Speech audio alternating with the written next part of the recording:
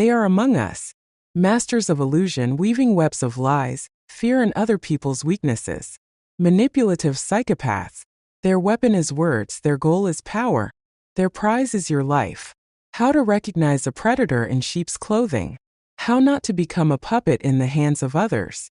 Open your eyes. The invisible threat may be closer than you think. In this video I will deliberately repeat myself several times to draw your attention to particularly important points. The broken record principle. Manipulation is a deliberate distortion of information, aimed at deception and misleading other people, in order to obtain for the manipulator a certain benefit, due to its not stable, doubtful, or not formed, does not understand good bad. From this lack of knowledge a bunch of fears values. The manipulator psychopath of any variation, and there are enough of them as mixed types such as paranoid, epileptoid, narcissistic, hysteroid, schizoid types of psychopathy, is full of fears, his heroes all those who win at any cost. And he copies their behavior, literally, starting with clothes and gestures. In this way the manipulator saves himself. His motto is, "I can't help the whole world but I owe it to myself." Even in this slogan we can see the manipulation. What's the world got to do with it? He will never meet everyone on earth. If there are no values, all means are good. From lying to gaslighting. Manipulation for the manipulator is a toy in his hands. He dispenses manipulation left and right, jokingly and easily, just as he lies. What he can't do is build relationships as equals. That's why he's either on top or bottom. It's clear that with the stronger he's on the bottom, and vice versa. For example, the epileptoid is bottom only with paranoids, who are even colder and more dangerous than they are. Why is this so? Because all disturbed individuals have particularly strong animal instincts. They have no social instincts, sometimes not at all. So in society they imitate the correct behavioral patterns, sometimes falling inappropriately, and therefore they can easily be recognized by the inadequacy of speech and behavior. Manipulation always involves targeting another inspired subject-object. And I did not misspoke about the subject matter of the manipulator's object. This orientation characterizes his personal structure and his own values. So, those who don't have values, they invent them for themselves. The main thing is always and everywhere the manipulator himself, as he is always numero uno, except for more significant ones, such as money, power, beauty, and youth. Therefore, the happy owners of these 4 points are unheard ofly lucky. They will not get the manipulator's gaslighting. There is another category of people who are not subject to the manipulator. This is a completely happy, free, independent person, for example, a psychologist. Under them all the manipulator sags as he loses control. Or rather, he loses control, because he considers them stronger, cooler than himself, and passionately desires these benefits: money, power, youth, freedom, and also beauty under any sauce, indiscriminately, and cleanliness. Money will simply steal. Power appropriated. Youth will invent it and believe it. Or rather, the defense mechanism of regression will work. Freedom is more difficult. It can't be embezzled, stolen, or bought. All that's left is to pretend that if a psychopath gets a free person, but with some spiritual idealization of justice, goodness, honesty, helping his neighbor, which means there is a childhood psychotrauma, then this is his favorite victim. After all, there is so much attractive energy in her that the aggressor needs as a resource he does not know how to develop ecologically, to compare himself with himself. Therefore he uses people, hating them, envying them, drinking their lives to the very bottom. If such a person, gutted by him, cannot recover like the phoenix bird, then the psychopath gets rid of him at the lowest possible cost, up to destruction. After all, no person, no problem. For him, other people are junk. All others are only necessary to him as functions. For him, they are not animate subjects but more like objects. He just doesn't see their personality. A manipulator can hardly recognize his own feelings, much less the feelings of others. And he doesn't know how to respect. No respect at all. Because he doesn't respect himself. Not at all, not even a little bit. He doesn't need it at all. Why does he need respect from functions? So the manipulator's values and needs are only objectively recognizable. There's no room for the spiritual. They say, "Where is it, this soul? Show it to me." If it does not bring me profit and joy, for example, as money and power, then I don't give a damn about this soul. The main characteristics of the manipulator's personality structure. His motto is, I know better than you. If I don't, I still know how to use it to my advantage. Manipulators are very observant and patient. They're completely insensitive to other people's problems. And strangers to him are all those who don't benefit him. He is also not sensitive to those who are profitable. But here at least he actively demonstrates it, plays. Because of the fear of losing benefits, money, power, sex, etc. Manipulators always lie with the purpose to mislead, to sow chaos. They do not explain anything. With them there is no possible dialogue. You can literally go crazy with them. You fall into a swamp of not understanding and not being understood. But the psychopath is too cunning. When you're almost on the edge and you're about to run away from him, he becomes a strategist. So he throws you a bone every now and then with words of concern for you. It's his way of saying, I'll take care of you. That's the end of the story. No deeds. Just words. His words are always at odds with his actions. They don't take responsibility ever. What's more, he's always changing his mind and his mood too, so you're already feeling like a minefield. You want to hide, that is to sleep and not wake up. You'll be depressed. Besides, he constantly broadcasts to you with words, gestures, facial expressions what you are not. Not smart, not beautiful, not worthy, not dash. His criticism is constant and your evaluation is at a fat zero. Thus, you can literally go insane or get sick enough to perish. And this is so in the lives of his victims, if they don't get off the hook of addiction in time. Part 2. The origins and causes of the aggressor manipulator's character are, of course, in his childhood and parental family. There he was taught to survive. He does not know how to live. And he is not at ease with himself on his own.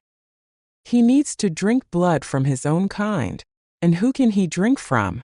Only a man in love. And a strong and loyal and honest. And interesting.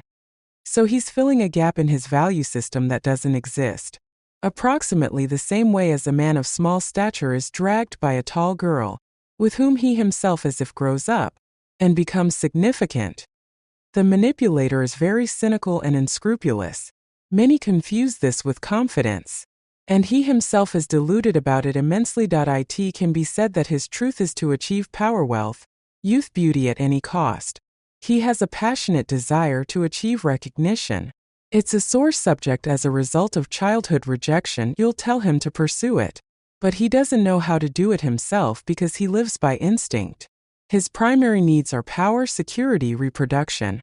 Whereas most people around him have needs and values that are not only primary material, but also spiritual.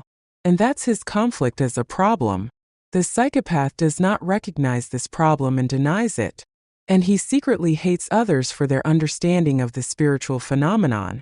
That is why he chooses such people as his partners in order to appropriate their goodness through them in exchange for his badness. Interestingly, he succeeds in this, sometimes only for a while, until the victim no longer wants to give him/herself as a resource state. There will never be an interchange of anything with him. He only knows how to take and does not want to give at all. He is insatiable and greedy, to the point of stupidity, to the point of ridiculousness. Most of the psychopaths are lustful and promiscuous in numerous casual liaisons. Although they take care of their sexual safety as best they can, by virtue of sufficient intelligence, the psychopath worships the rich, the powerful. He bends before the power and the law, but not respecting them, but recognizing them as an inevitable obstacle. His thirst for youth and beauty as an act of self-assertion is insatiable, and he picks up everyone where he has to and when he has time. Moreover, his taste preferences are as follows. He is absolutely omnivorous. One can say that he picks up garbage as long as it is cheaper. What does the spiritless one need to be choosy for? It is about quantity. This is how sought after I am. It is also true that he is capable of being generous at times, always when he really wants that toy as his whim. In this way, he makes up for himself for the lack of attention and love he has received from his parents, as well as peers of the opposite sex. However, he still hates them too. He hates everyone, because fear lives in him, which makes him aggress others as self-defense and self-regulation. For a while he gets better, but soon anxiety comes over him again. And then watch out for the one next to him, who is weaker and defenseless. The paradox is that weak before him we are made by our goodness and well-manneredness, perceived by him as weakness. But you should realize that you just fell into his hands. He does not aggress against you specifically, but uses you according to the principle of who happened to be next to him, at the moment of growth of his anxiety that he cannot recognize, accept himself as he is. The manipulator's truth is individualized. He is alone in his truth, but he believes in it immensely. He is smart, handsome, rich, talented, and sexy. And this inordinacy of his beliefs and his super-exclusivity prevents him from growing and developing. It doesn't let him grow and develop at all completely. The reason of his supernorm is not in sufficient self-confidence, but in its extreme point, which is in contact with super-unconfidence. He is afraid to show it to people who are surrounded by his charismatic magic for a very long time, and then already see his not natural imitation and even inadequate behavior. That is, in long-term relationships the psychopath is obviously weak. That's why he has no friends. He himself envies them for their social adequacy and communicative ease. In his heart, he despises them, but he's also always right. His strength is that he himself believes in it, and his belief infects everyone. Until time. The person he loves is held this way for many years, daily explaining to his victim how wrong she is. With her he is greedy, cavalier, and cruel. Yes, she was once desirable, but she is no longer to be conquered. But it's a pity to let go too. And scary. And in general, it's his thing, which should function for him until the battery runs out. Then of course he will replace it. Not the battery. The function thing itself.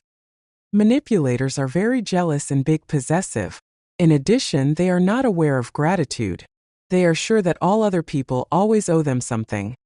The best human qualities the aggressor regards as weakness. If you still manage to fall in love with a manipulator and he keeps you on the hook, using attack and super control, then further recommendations for you are based on what is afraid of the manipulator and where are his weaknesses that bring salvation to his victim.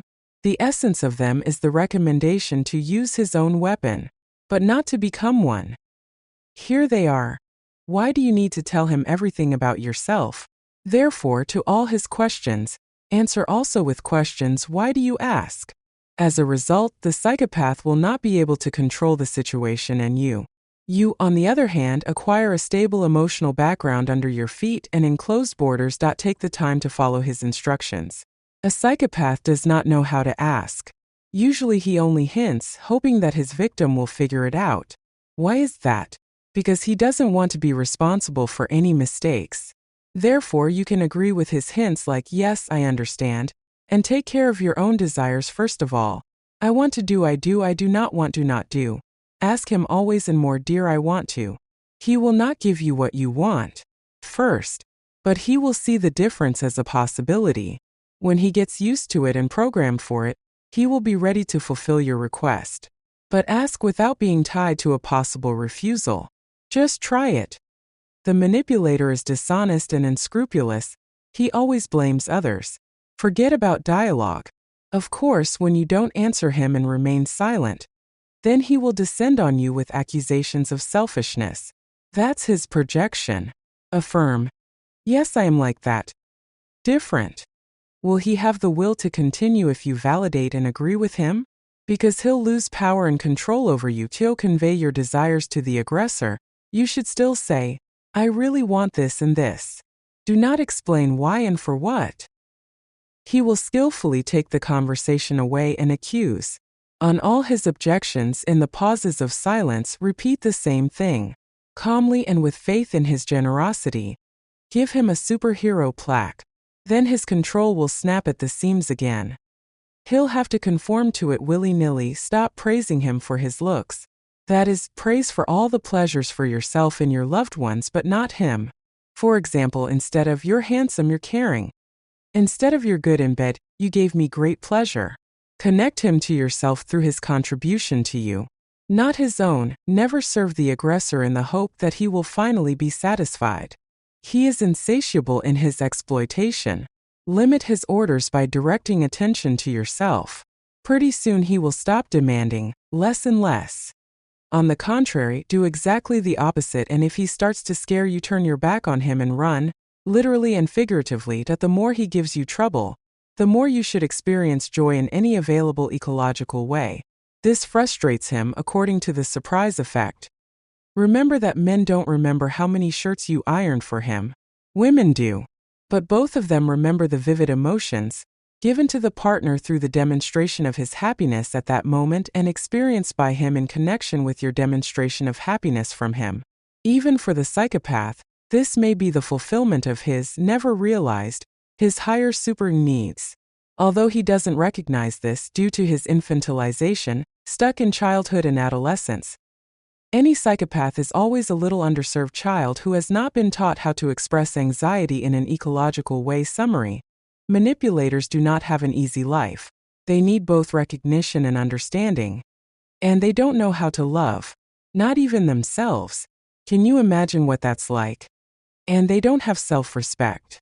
Just a surrogate in the form of power, money, promiscuous sex, hatred of everyone, including partners, children, parents.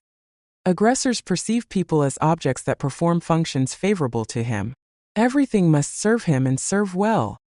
Everyone owes him. He owes no one. He is the best and he is always right. He has frequent mood swings. He has no stable boundaries, and so he brazenly invades other people's boundaries. If you still love him or you have nowhere to go or you're out of work, there's only one rule. Stop hoping he'll change, so stop explaining and convincing him. It won't work. Respond to his climbing questions with questions, deflecting his manipulations from your psychological boundaries. Manipulator is always interested with his own benefit, not with concern for you. Therefore, take care of yourself first and then take care of him. Everywhere, and always put your needs first. Anyway, he will trample your care because he does not know how to be grateful. And in principle, he considers it as your weakness or thinks that you want to use him. He's judging himself. He's not human. But psychopaths need recognition too. So praise them and cultivate the qualities you need. For example, you are so caring, generous, kind. Especially the qualities that are not available to his understanding. He'll copy it, eat it, pick it up.